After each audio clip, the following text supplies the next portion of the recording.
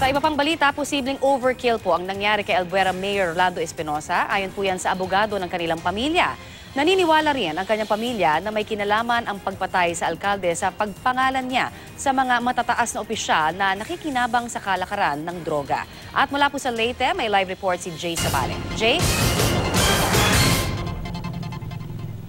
Connie, nakaburol na nga sa kanilang bahay ang labi ng napatay na si Albuera Mayor Rolando Espinosa. Hindi naman tiyak kung kailan gagawin ang libing dahil meron pa mga kaanak na hinihintay mula sa ibang bansa.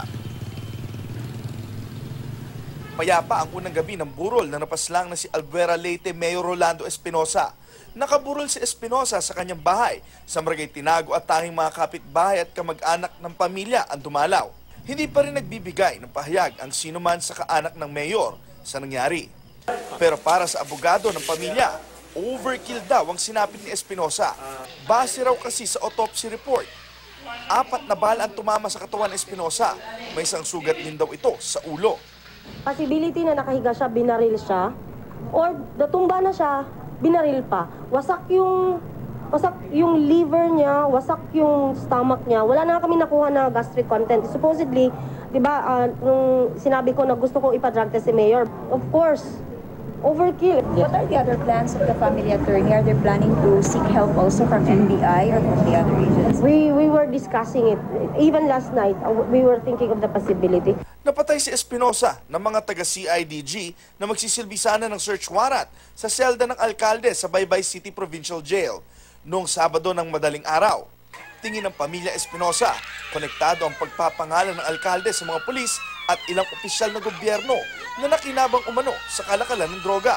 Matatanda ang may notebook na isinumite si Espinosa sa Ormoc Regional Trial Court noong September 7, kung saan may listahan ng mga pangalan at may mga tseke rin.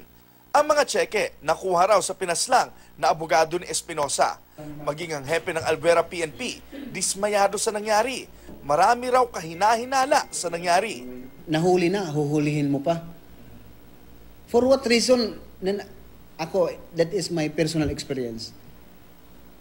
Nung sa time na dinala ko si Mayor doon sa provincial jail, hindi kami nakapasok kasama yung provincial director ko na magdala ng baril. It's very simple. Hindi, ang pulis mismo law enforcer, hindi pwede makapasok na magdala ng baril. Sinunod natin yan. Tumangging magbigay ng pahayag sa kamera, pero ayon sa CIDG, ganong oras ginawa ang operasyon para hindi raw ito mabulilyaso. Git nila, kasama nila ang PNP Maritime Group, Baybay Police at PDEA sa operasyon. Itinanggi rin ng CIDG na kinuha nila ang CCTV sa kulungan. Siniguro naman ni PNP Chief Director General Ronald De La Rosa na walang whitewash sa investigasyon. Pinapromise ko po sa inyo lahat, wala po kaming tatago. Palalabasin namin yung katotohanan.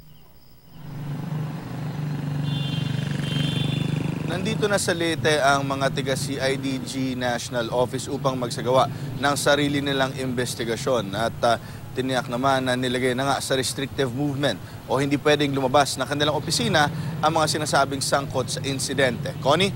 Maraming salamat, Jay Sabale.